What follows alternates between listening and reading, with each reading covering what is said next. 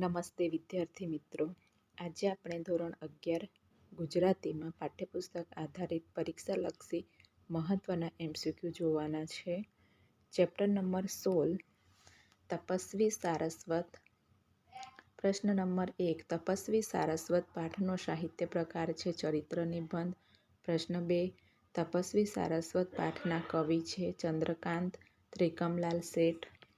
પ્રશ્ન 3 તપસ્વી સારસ્વત પાઠમાં કોનું વ્યક્તિચિત્ર આલેખાયું છે? કેકા શાસ્ત્રીનું. પ્રશ્ન 4 ચંદ્રકાંત શેઠનું જન્મસ્થળ છે ઠાસરા. પ્રશ્ન 5 ચંદ્રકાંત શેઠનું સંપાદન કાર્ય કયું છે? ગુજરાત વિશ્વકોશ શ્રેણી. પ્રશ્ન 6 કેકા શાસ્ત્રીનું પૂરું નામ જણાવો. કેશવરામ કાશીરામ શાસ્ત્રી. પ્રશ્ન 7 કેકા શાસ્ત્રીના માતા પિતાનું નામ. માતાનું નામ દેવકીબહેન અને પિતાનું નામ કાશીરામ. પ્રશ્ન 8 કેકા શાસ્ત્રીનું જન્મસ્થળ જણાવો. માંગરોળ જુનાગઢ. પ્રશ્ન 9 કેકા શાસ્ત્રીનો જન્મ ક્યારે થયો હતો? 28/7/1905. પ્રશ્ન 10 શાસ્ત્રીજીએ કોના મતનું ખંડન કર્યું હતું? કનૈયાલાલ મુનશીના નરસિંહ મહેતા 16મી સદીમાં થયાના મતનું. પ્રશ્ન 11 શાસ્ત્રીજીએ ચુનીલાલ શાહના કયા સામાયિકમાં કાર્ય કર્યું હતું? પ્રજાબંધુ સામાયિકમાં. પ્રશ્ન 12 પ્રજાબંધુ સામાયિકમાં શાસ્ત્રીજી કઈ કોલમ લખતા હતા? જગતનું રાજકારણ, સોદાગરની કિતાબ. પ્રશ્ન 13 મધ્યકાલીન ગુજરાતી સાહિત્યમાં કયા બે પુસ્તકોનું સંશોધન કાર્ય શાસ્ત્રીજીએ કર્યું હતું? તો કવિરચિત ભાગ 1 અને 2 અને આપણા કવિઓ. પ્રશ્ન 14 હેમચંદ્રાચાર્યના કયા ગ્રંથનો ગુજરાતી અનુવાદ શાસ્ત્રીજીએ આપ્યો છે? અપભ્રંશ વ્યાકરણનો. પ્રશ્ન 15 શાસ્ત્રીજી પાસેથી કેટલા પુસ્તકો અને કેટલા સંશોધન લેખો મળે છે? 250 પુસ્તકો અને 1500 જેટલા સંશોધન લેખો.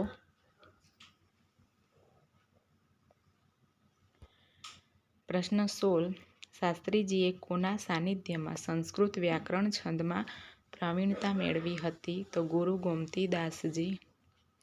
પ્રશ્ન 17 21 વર્ષની ઉંમરે શાસ્ત્રીજીએ કયા ગ્રંથનું અનુવાદન કર્યું હતું? વલ્લભાચાર્યના ગ્રંથનું. પ્રશ્ન 18 શાસ્ત્રીજીને વિદ્યા વાચસ્પતિની ઉપાધિ કોણે આપી હતી? અખિલ ભારતીય સંમેલને. પ્રશ્ન 19 શાસ્ત્રીજીને મળેલા બિરુદો. ભાષા ભાસ્કર, ધર્મ ભાસ્કર અને ગોજર્ગ રત્ન.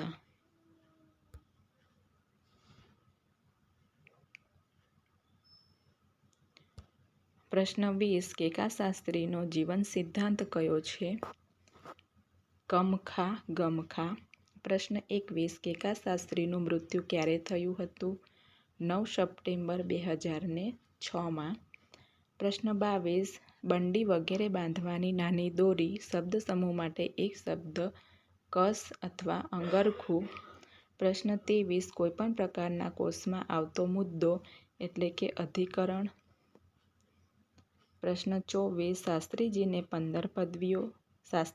15 પદવીઓ અને 10 એવોર્ડ તેમજ 38 માનપત્રો મળેલા છે.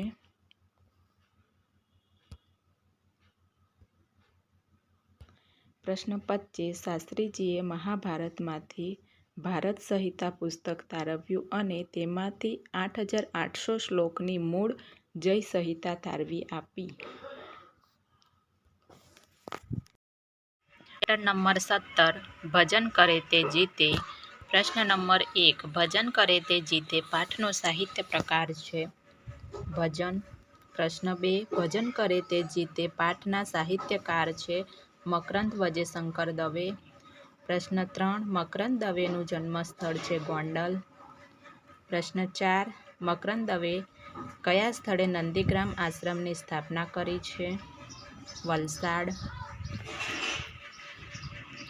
પ્રશ્ન 5 કાવ્ય સંગ્રહ તરણા, જયભેરી, ગોરજ, સૂરજમુખી, સંજ્ઞા અને સંગતિ.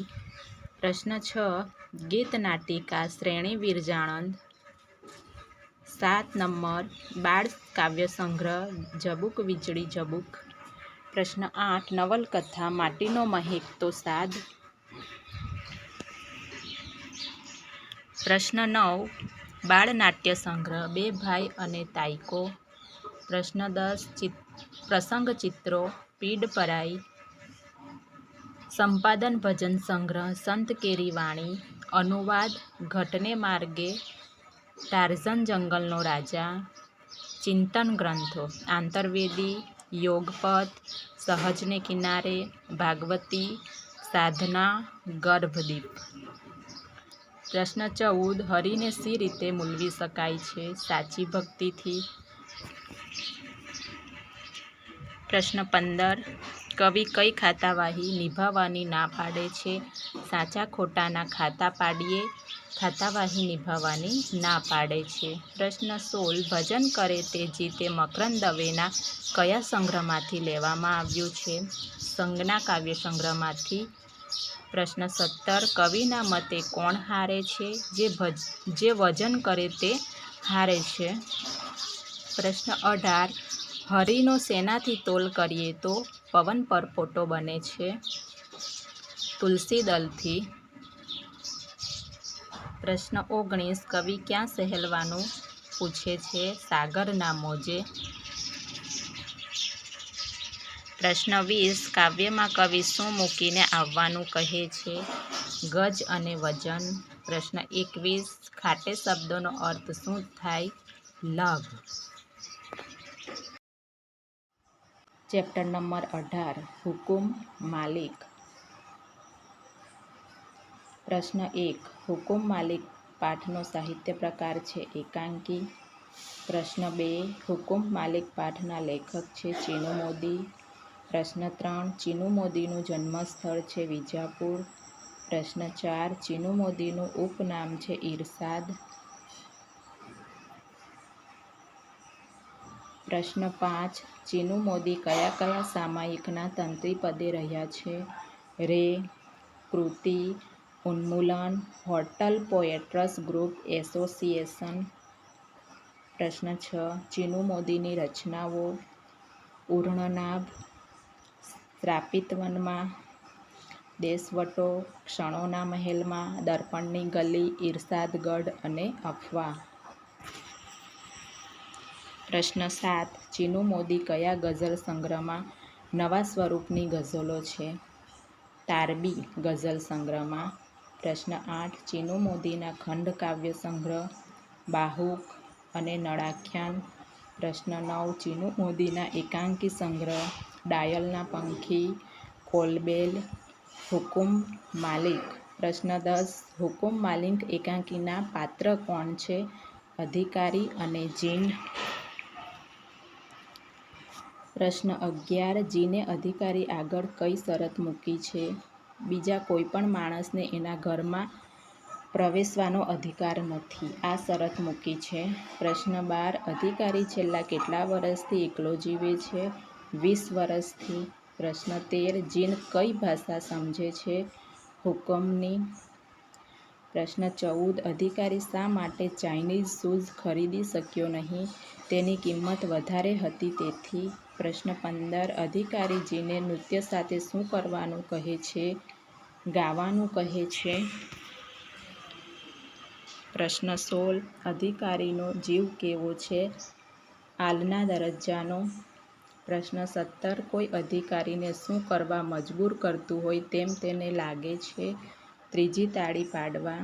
પ્રશ્ન 18 અધિકારી જીન પાસે કેવી ચા મંગાવે છે? કડક અને ઓછી ખાંડવાળી. પ્રશ્ન 19 અધિકારીના મૃત્યુ પામવાની સાથે શું થાય છે? ત્રીજી તાળી વાગી જાય છે. જીન હાજર થઈ જાય છે. પ્રશ્ન 20 અધિકારી જીનને પોતે કયો નિયમ તોડી નાખશે તેમ કહે છે? બંધ બારણું ખોલી કોઈકને બોલાવી લેશે. પ્રશ્ન 21 અધિકારીની અધિકારીને કયો રોગ લાગુ પડે છે? લખવો. પ્રશ્ન 22. અધિકારી શા માટે મૃત્યુ પામ્યો?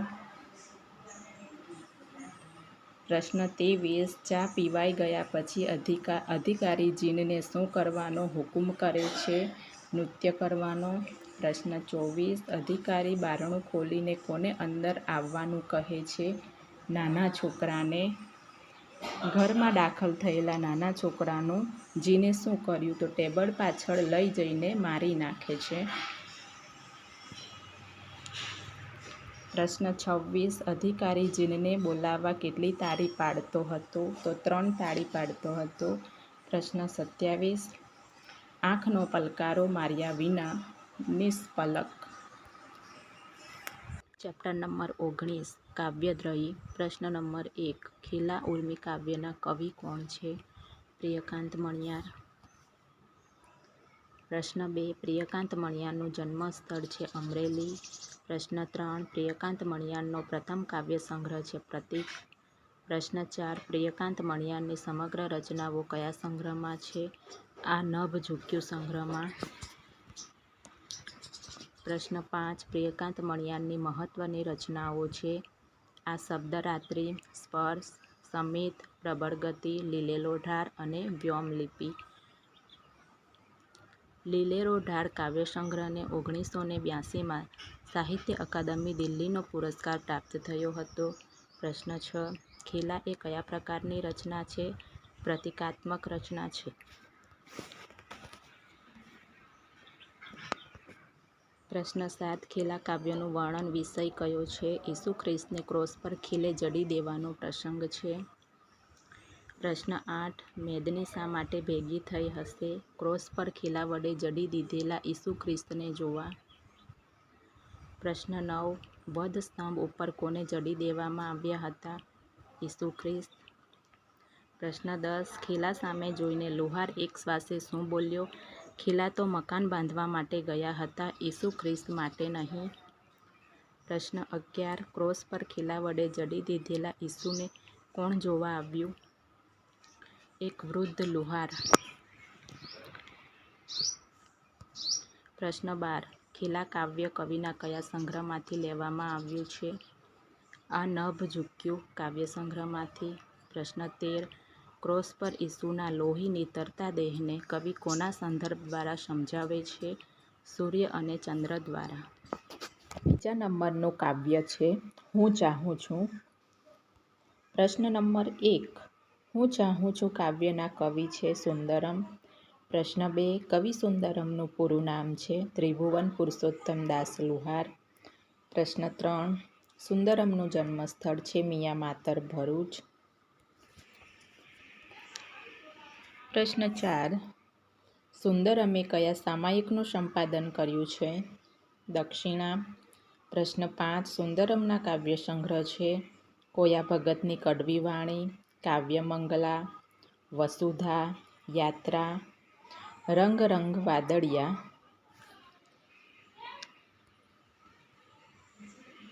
પ્રશ્ન 6. વિવેચન ગ્રંથો છે અર્વાચીન કવિતા, અવલોકના, સાહિત્ય ચિંતન. પ્રશ્ન 7. કવિ કોને સર્વથી શ્રેષ્ઠ ગણે છે? શાશ્વત સ્નેહને. પ્રશ્ન 8. કવિને કઈ તમન્ના છે? સૃષ્ટિની સર્વ અસુંદર ચીજોને ચાહી ચાહીને સુંદર કરવાની તમન્ના છે. પ્રશ્ન 9. હું ચાહું છું કાવ્ય કવિના કયા સંગ્રહમાંથી લીધેલું છે? વસુધા. નંબર 20. સ્ટેચ્યુ રમવાની મજા. પ્રશ્ન નંબર 1. સ્ટેચ્યુ રમવાની મજા પાઠનો સાહિત્ય પ્રકાર છે લલિત નિબંધ. લેખક અનિલ રામાનંદ જોશી. જન્મસ્થળ ગોંડલ. કાવ્ય સંગ્રહ છે કદાચ. બરફના પંખી, ઓરા આવો તો વાત કરીએ. પ્રશ્ન 2. અનિલ જોશીનો અંગત નિબંધ સંગ્રહ. સ્ટેચ્યુ. પ્રશ્ન 3. અનિલ જોશીનો લલિત નિબંધ સંગ્રહ. પવનની વ્યાસપીઠ. પ્રશ્ન 4. સ્ટેચ્યુ નિબંધ સંગ્રહને કયા વર્ષે દિલ્હી સાહિત્ય અકાદમીનો પુરસ્કાર મળ્યો છે? 1990માં. પ્રશ્ન 5. સ્ટેચ્યુ રમવાની મજામાં શું આલેખાયું છે? વતનના સંસ્કારોની સ્મૃતિ આલેખાઈ છે. પ્રશ્ન 6. આ પાઠમાં સ્પેનના કયા ચિત્રકારની વાત છે? સાલ્વાદોરી ડાલી. પ્રશ્ન 7. ઓડિયો એટલે કે બખોલ.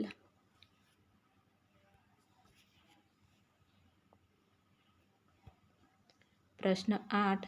શેરીમાં પગ મૂકતા લેખકને કોણ કોણ વળગી પડ્યા?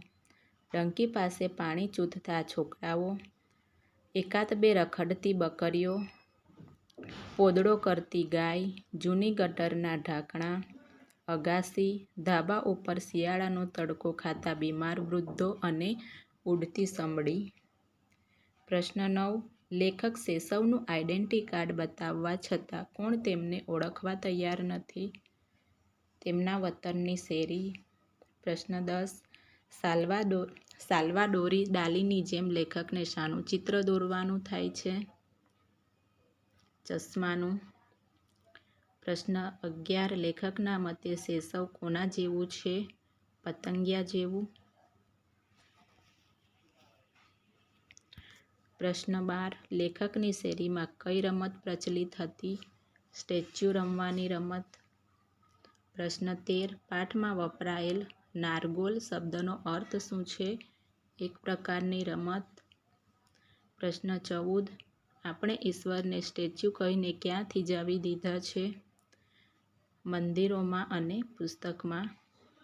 પ્રશ્ન 15. શ્રીકૃષ્ણની પિત્તળની મૂર્તિ જોતા લેખકે શો સવાલ કર્યો? ભગવાન તમે પણ સ્ટેચ્યુ થઈ ગયા?